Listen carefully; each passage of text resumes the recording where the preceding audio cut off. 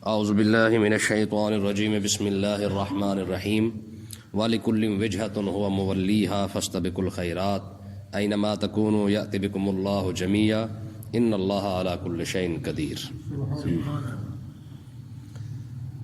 یہاں قبلے کی تبدیلی کی بات ہو رہی ہے۔ تین جگہ پہ 3 بار اللہ تبارک و تعالیٰ نے قبلے کی تبدیلی کا حکم بیان فرمایا ہے۔ پہلی وجہ پیچھے کل گزری ہے کہ اللہ تبارک و تعالیٰ نے قبلہ کو کیوں تبدیل کیا، اس کی وجہ بیان فرمائی کہ اللہ تعالیٰ نے اپنے محبوب کی خوشی کی خاطر کعبہ کو قبلہ بنایا ہے۔ ٹھیک ہے، یہاں پہ دوسری وجہ بیان ہو رہی ہے کہ ہم نے کعبہ کو قبلہ کیوں بنایا۔ فرمایا وَلِكُلٍّ وِجْهَةٌ هُوَ مُوَلِّيهَا، ہر ایک کے لیے توجہ کی ایک سمت ہے، ہوا مُوَلِّيهَا، وہ اسی کی طرف منہ کرتا ہے۔ مطلب کیا ہے؟ مطلب یہ ہے کہ جتنی بھی امتیں آئی ہیں، جب بھی وہ عبادت کرتے تو ان کے لیے حکم یہی تھا کہ کوئی نہ کوئی سمت ان کے لیے مقرر تھی، بھی تم نے ادھر منہ کر کے نماز پڑھنی ہے، یا جو بھی عبادت کا طریقہ تھا امتوں کے اندر، تو ان کو کہا گیا تھا کہ جب تم نے عبادت کرنی ہے تو اس طرف منہ کر کے نماز پڑھنی ہے، یا جو عبادت ہے وہ کرنی ہے۔ تو اللہ تبارک و تعالیٰ نے ارشاد فرمایا کہ ہم نے ہر امت کے لیے کوئی نہ کوئی سمت مقرر کی ہے، چاروں سائڈوں میں سے کوئی نہ کوئی سائڈ مقرر کی ہے۔ اس کا مطلب یہ ہے کہ یہ بڑی معلوماتی بات ہمیں سمجھ میں آ گئی کہ حضرت آدم علیہ السلام سے لے کر آقا علیہ السلام تک کوئی ایک بھی امت کوئی نہیں تھی جس کو جو ہے وہ بغیر شتر بے مہار کے چھوڑ دیا گیا ہو، بلکہ ایک نظام کے تحت، ایک ڈسپلن کے تحت جو ہے ان کو چلایا گیا ہے۔ جب بھی انہوں نے عبادت کی ہے، باقاعدہ ان کے لیے ایک سمت مقرر کی گئی ہے کہ بھائی تم نے عبادت کرنی ہے تو اس طرف منہ کر کے نماز پڑھنی ہے، یا اس طرف منہ کر کے کرنی ہے۔ تو اسی لیے فرمایا کہ جب ہر امت کے لیے ایک سمت مقرر ہوئی ہے تو یہ امت مصطفیٰ، یہ تو پھر بھی سب سے افضل ترین امت ہے، یہ تو سب سے افضل امت ہے، تو اس کے لیے بھی تو ایک سمت مقرر ہونی چاہیے۔ ایسا تو نہ ہو کہ مطلب اتنی بڑی امت جو قیامت تک چلنی ہے، اگر یہ سمت مقرر نہ ہوتی تو کسی کا دل کرتا ادھر منہ کر لیتا، کسی کا ادھر دل کرتا، کسی کا ادھر ہے جی میرا قبلہ میری مرضی ہو جاتا، پھر تو بات ہی ختم ہو جاتی، جہاں دل کرتا بندے کا شروع کر دیتا۔ تو اللہ تبارک و تعالیٰ نے ایک سمت اس لیے مقرر کی ہے کہ جب امت مصطفیٰ ایک بار جب جناب سجدے کے اندر سر رکھے گی تو دنیا حیران رہ جائے گی کہ یار کیسے ڈسپلن والے لوگ ہیں کہ ایک بار اللہ اکبر کہا لاکھوں بندہ ایک طرف منہ کر کے کھڑا ہوا ہے۔ ٹھیک ہے، ایک نظام دیا گیا ہے امت مصطفیٰ کو۔ آپ دیکھیں نا، جب حرم کے اندر نماز پڑھی جاتی ہے، جب رکوع میں کھڑے ہوتے ہیں کتنے پیارے لگ رہے ہوتے ہیں، جب سجدے میں ہوتے ہیں کیسے خوبصورت لگ رہے ہوتے ہیں، قیام میں کیسے خوبصورت لگ رہے ہوتے ہیں۔ ٹھیک ہے، حالانکہ وہ تو چاروں طرف سے ہوتے ہیں۔ تو اسی طریقے سے آپ جب بڑی مسجد کے اندر دیکھیں گے، بڑا اجتماع آپ دیکھتے ہیں، تو کیا ہوتا ہے کہ جب آپ بڑے اجتماع کے اندر نماز کی جب حالت دیکھیں گے نا، بندے کا دل ویسے ہی باغ باغ ہو جاتا ہے کہ یار ماشاءاللہ رب نے کیسا ہمیں نظام عطا فرمایا ہے جی۔ 5000 10,000 بندہ جب سارے کٹھے جناب سجدے میں پڑے ہوتے ہیں، کیسا عجیب لگ رہا ہوتا ہے، یعنی خوشی ہو رہی ہوتی ہے۔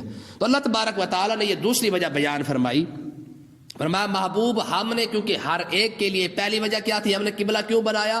آپ کی خوشی کے لیے۔ اب دوسری وجہ یہ ہے کہ ہم نے کعبہ اس لیے قبلہ بنا دیا ہے کیونکہ ہر ایک کے لیے ہم نے کیونکہ ایک سائڈ رکھی تھی، تو ہم نے آپ کے لیے بھی کعبے والی سائڈ رکھ دی ہے، جہاں پہ کعبہ ہوگا اس طرف منہ کر کے عبادت کرنا شروع کر دیں۔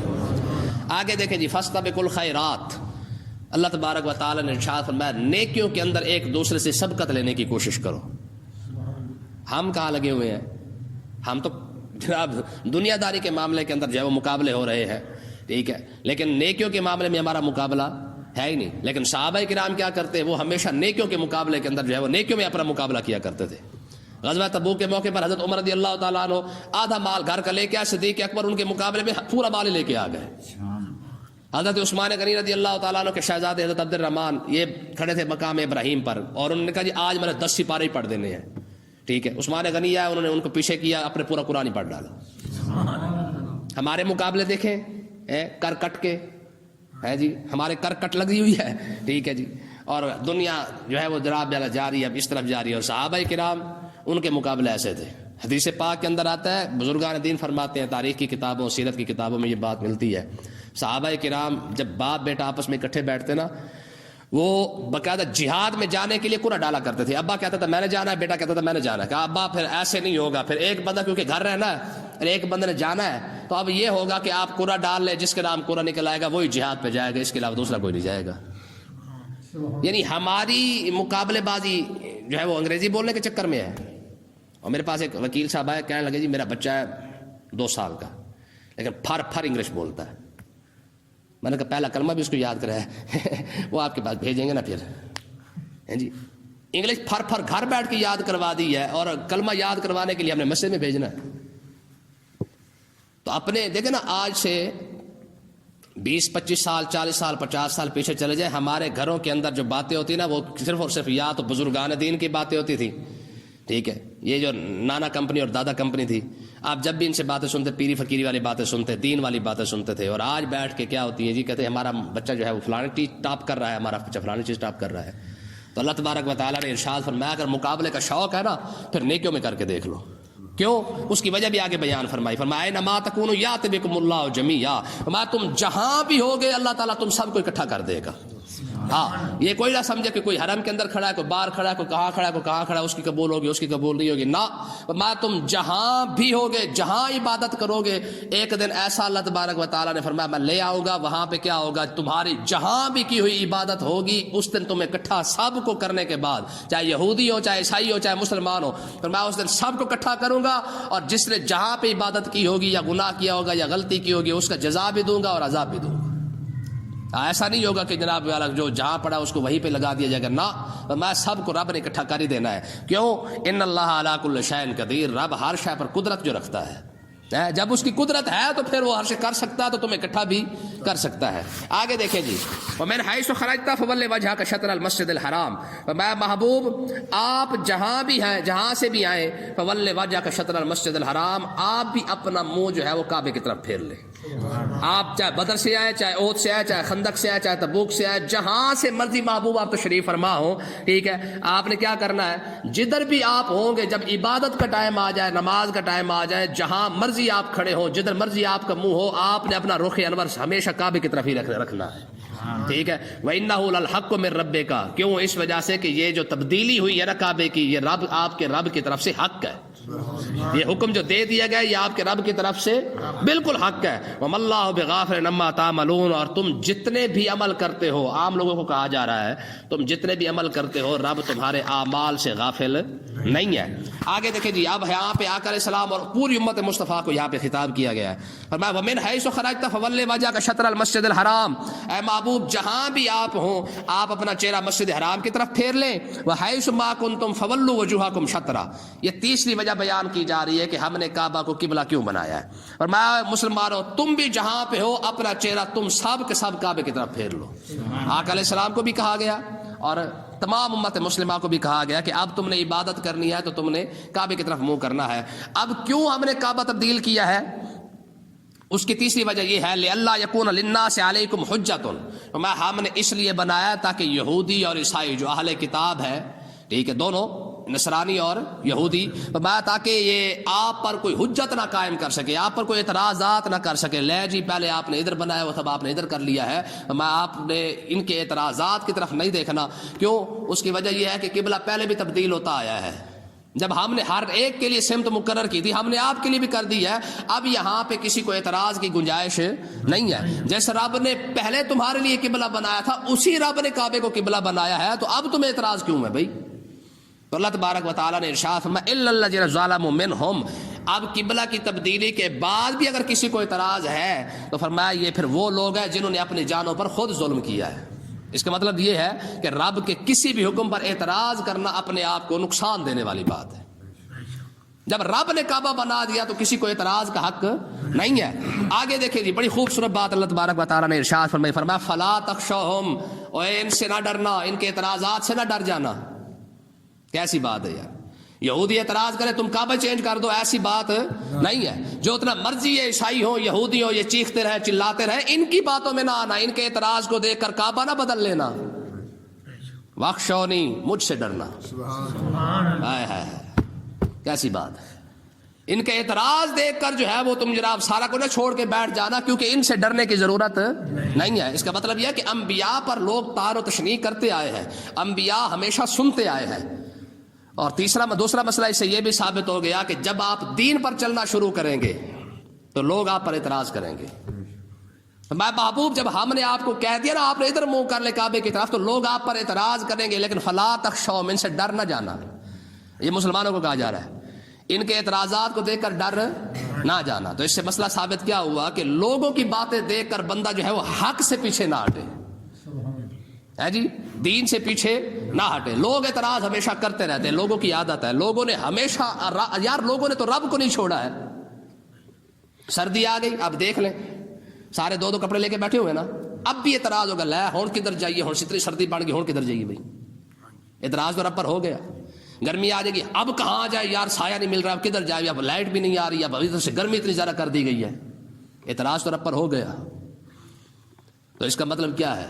مطلب یہ ہے, یہ اللہ تبارک و تعالی نے ان دو لفظوں کے اندر خدا کی قسم ہے پورا جناب ایک کیا کہتے ہیں پورا حکمت بیان فرما دی. فرمایا اعتراض کرنے والوں سے ڈرنے کی ضرورت نہیں ہے. لوگ اعتراض کرتے رہتے ہیں اور کرتے رہیں گے. جب لوگوں نے نبیوں پر اعتراض کیا تو تم کون سی بڑی شے آ گئے ہو بھائی؟ جب حق بات کرو گے, دین کے معاملے میں چلو گے, لوگوں کا اعتراض بھی ہوں گے, لوگ تانے بھی دیں گے, لوگ الزام بھی. ہاں, ایسا نہیں ہو سکتا کہ جناب آپ جناب دین کے راستے پر چلے اور آپ کو جناب سارے لوگ پھولوں کے ہار لے کے کھڑے ہو. اگر ساری حاجی بن جائے تو تبلیغ کس کو کرو گے بھائی؟ سمجھ آئی کہ نہیں آئی؟ سارے آپ کی بات ماننا شروع کر دیں تو پھر تبلیغ کس کو ہوگی؟ اگر بندہ چوری نہ کرے, ٹھگی نہ کرے اور آپ اس کو روکے اور آپ کا دشمن بھی نہ ہو تو حاجیوں کو تھوڑی تبلیغ کی جاتی ہے. تبلیغ تو ہمیشہ ظاہر ہے ان لوگوں کو کی جاتی ہے, بھائی تھوڑی دیر سیدھے راستے پہ آ جاؤ. انبیاء نے کتنی محنتیں کی ہے, ٹھیک ہے. لوط علیہ الصلوۃ والسلام کو ایک ہی بات کی, انہوں نے کہا بھائی یہ بڑے نیک ہیں, ان کو یہاں سے نکالو.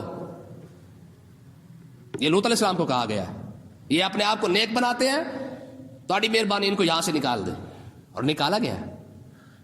سمجھ آئی کہ نہیں آئی؟ شعیب علیہ الصلوۃ والسلام نے تو اتنی بات کی تھی نا, یار گھٹ ناپ تول نہ کیا کرو. انہوں نے کہا یار اب تھوڑی مہربانی آپ ہمارے معاملے نہ بولا کریں, ان لنراک فینا ضعیفا, اور آپ اتنے بھی نہیں ہے کہ ہم سے بات کر سکے, آپ کے پاس تو پیسہ ہی کوئی نہیں, پاور کوئی نہیں ہے. تو جب آپ حق بات کریں گے آپ پر اعتراض ہوں گے. جب آپ دین پر چلیں گے لوگ آپ کے سامنے روڑے اٹکائیں گے, بڑا مولوی بن گیا بھائی آج کل تو بھائی درس سنن لگ پہ, قرآن سنن لگ پہ, بڑی گل ہے مسیحیں جان لگ پہ, مولوی کو بیٹھ لگ پہ. تو یہ کریں گے لوگ باتیں. ایسا نہیں ہو سکتا کہ آپ جناب آئے لوگ آپ کے راستے میں پھول کھڑے ہو لے کے کھڑے ہو, ایسا کبھی بھی نہیں ہوگا. یار امام الانبیاء ہے, سارے نبیوں کا سردار بھی ہو, سارے نبیوں کا امام بھی ہو, اور جس کے لیے پوری کائنات بنائی گئی ہو, صرف اتنا ہی کہا تھا نا قولوا لا الہ الا اللہ. اعتراض ہوئے کہ نہیں ہوئے؟ کیا کہا تھا؟ انہوں نے کہا انزل علیہ الذکر من بیننا بل ہم فی شک من ذکری بل لما یذوقوا عذاب. انہوں نے کہا ہمارے ہوتے ہوئے یہ کون سا بندہ آ گیا جس نے نبوت کا دعویٰ کر دیا, پیسہ ہمارے پاس, پاور ہمارے پاس, چودھری ہم, وڈیرے ہم, نبی یہ. کیوں جی گل سمجھ آئی کوئی نہ؟ تو اللہ تبارک و تعالیٰ نے ارشاد فرمایا فلا تخشوہم, ان کے اعتراضات ہے کہ ڈر نہ جانا, لوگ باتیں کریں گے تم پر. ہاں وخشونی, مجھ سے ڈرنا, میں جو تمہارا رب ہوں. جب میں نے تمہیں کہہ دیا ہے کہ ایک دن میں نے تم سب کو اکٹھا کرنا ہے تو پھر مجھ سے ڈرنا تھا کہ ان سے ڈرنا تھا؟ کیوں جی؟ کتنی بڑی بات کی گئی یار قرآن مجید کے اندر. فرمایا جب میں نے تمہیں اکٹھا کرنا ہے, حساب تم سے لینا ہے, عذاب اور سزا کا فیصلہ میں نے کرنا ہے. ایک دن ایسا آئے گا جب میں تمہیں جہنم میں ڈالوں, میری مرضی, جنت ہوں میری مرضی ہے, تو اس لیے مجھے ڈرنا تھا نا. لوگوں سے کیوں ڈر گئے؟ اللہ اکبر. وَلِيُتِمَّ نِعْمَتِي عَلَيْكُمْ, فرمایا اس لیے میں کہہ رہا ہوں کہ مجھ سے ڈرنا تاکہ میں تمہارے اوپر اپنی نعمت مکمل کر دوں. ہاں, جس طرح قرآن نازل ہوتا آ رہا ہے, الحمد سے لے کر والناس تک تم پر نازل کر دوں گا, اپنی نعمت مکمل کر دوں گا. میرا نبی تمہیں اپنی ہر بات بتا دے گا, تم پر ہر نعمت میں نے اپنی مکمل کر دینی ہے. لعلکم تہتدون, کس لیے؟ تاکہ تمہیں سیدھا راستہ مل جائے, تمہیں کسی ایک معاملے کے اندر بھی کسی اور کے پاس جانے کی ضرورت نہ پڑے. لقد کان لکم فی رسول اللہ اسوۃ حسنہ, جب بھی کوئی مسئلہ پیش آئے یا قرآن سے دیکھ لینا یا میرے مصطفیٰ کی سیرت سے دیکھ لینا, کسی اور کے پاس جانے کی ضرورت نہیں ہے. تو اس لیے ڈرنے کا حق بھی رب کا ہے. ٹھیک ہے نا. آقا علیہ الصلوۃ والسلام نے غالباً حضرت ابو ذر غفاری کو فرمایا تھا, آپ کو فرمایا تھا, فرمایا ابو ذر وَلَا يَخَافُونَ لَوْمَةَ لَائِمٍ. قرآن مجید نے مومن بندے کی شان بیان کی ہے کہ جب دین کی بات کرے گا کسی ملامت کرنے والے کی ملامت کو نہیں دیکھے گا. لوگ تانے دیں گے, لوگ تمہیں احساس کمتری میں مبتلا کرنے کی کوشش کریں گے, میں خبردار یاد رکھنا کسی ملامت والے کی ملامت کی باتوں میں نہ آ جانا. یہ آقا علیہ السلام نے حضرت ابو ذر غفاری کو فرمایا تھا. میں لوگ باتیں کریں گے, ٹھیک ہے, تو کسی باتیں کرنے والوں کی باتوں میں نہ آ جانا.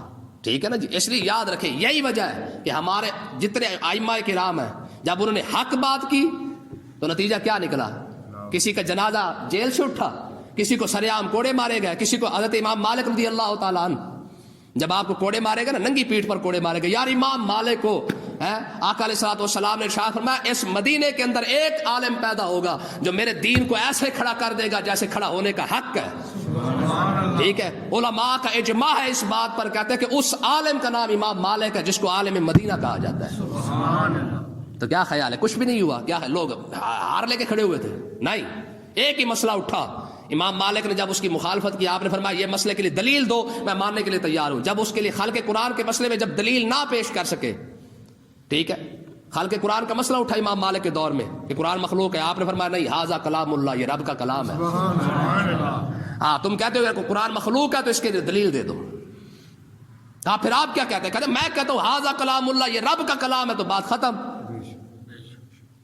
تو انہوں نے کہا آپ مخلوق نہیں مانتے؟ فرمایا نہیں مانتا۔ انہوں نے کہا امام کو کوڑے مارو بھائی، سرعام سرے بازار کے اندر کوڑے مارے گئے۔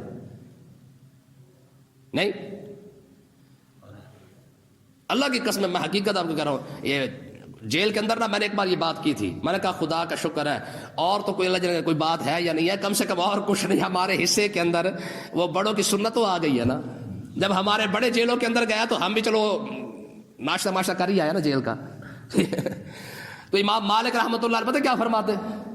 آپ فرماتے رہے بھائی بات سن لو، بڑے بازار کے اندر لوگ تماشا دیکھنے کے لیے کھڑے ہوئے ہیں کہ امام مالک کو کوڑے لگ رہے ہیں۔ امام احمد بن حنبل کے ساتھ بھی یہی ہوا ہے، جب آپ کو کوڑے مارے جاتے ننگی پیٹھ پر تو آپ لوگوں کو فرماتے ہیں جو مجھے جانتا ہے وہ جانتا ہے، جس کو پتا ہے کہ میں احمد بن حنبل ہوں، جس کو پتا ہے کہ میں امام مالک ہوں، فرمایا جو ہمیں جانتا ہے وہ تو جانتا ہی ہے، لیکن جس کو نہیں پتا وہ سن لے کہ میرا نام احمد بن حنبل ہے، میرا نام مالک بن انس ہے۔ فرمایا میں کہہ رہا ہوں کہ قرآن جو ہے وہ مخلوق نہیں ہے، ھذا کلام اللہ، قرآن رب کا کلام ہے۔ جب اتنی بات کی جاتی تو ہوتا کیا؟ یہ اسی آپ ایک چور تھا، چور امام مالک رحمۃ اللہ علیہ، آپ اس چور کے پاس آپ جب بیٹھتے نا تو آپ فرماتے یا اللہ اس چور کو بخش دے۔ کیا کہتے؟ چور کو کہتے وہ فلاں چور کو بخش دے۔ آپ کے بیٹے نے عرض کی، انہوں نے کہا حضور بڑی بات ہے، امام مالک بیٹھ کے چور کے لیے چور کے حق میں دعائیں کرے، ہے نا عجیب بات۔ آپ نے فرمایا یار چور مجھے بات بڑی کم کی بتا گیا تھا۔ کہا کیا؟ کہا جب مجھے کوڑے مارنے کے لیے لے کے جا رہے تھے نا تو اس نے مجھے کہا تھا جناب ذرا خیال کرنا، میں نے چوری کی ہے، مانا نہیں، مجھ سے منوا نہیں سکے، اگر میں مان بھی جاتا تو زیادہ زیادہ مجھے مار لیتے، میں پھسلا تو میں صرف ایک چوری کی خاطر پھسلوں گا، زیادہ سے زیادہ مان کے اتنا ہی مجھ سے ہوگا نا، اگر آپ پھسل گئے تو پوری امت کی امت ہی پھسل جائے گی۔ آپ فرماتے خدا کی قسم اس چور نے اتنی بڑی بات کی کہ اسی وقت میرے اندر دلیری پیدا ہو گئی، میں نے کہا خیر ہے، اب کوڑے تو کوڑے، اب پھٹے پہ بھی چڑھا دے تب بھی کہوں گا ھذا کلام اللہ۔ اس چور نے تو مجھے حوصلہ دیا ہے۔ تو مطلب کیا ہے کہ جب آپ دین کے راستے پہ چلیں گے تو لوگ آپ کے لیے روڑے اٹکائیں گے، لوگ احساس کمتری کا اندر مبتلا کریں گے، لوگ تانے دیں گے، باتیں کریں گے، آوازیں کسیں گے، لوگ کہیں گے بڑی گل ہے بھی تو آج کل مولوی بن گیا بھائی۔ تو ایسی باتیں ہوں گی، لازمی ہوں گی۔ جب لوگوں نے نبیوں کو نہیں چھوڑا، بڑے بڑے لوگوں کو نہیں چھوڑا، تو پھر تو اور میں کہاں، کس کھیت کی مولی ہے؟ اللہ تعالی ہمیں سمجھنے کی توفیق عطا فرمائے۔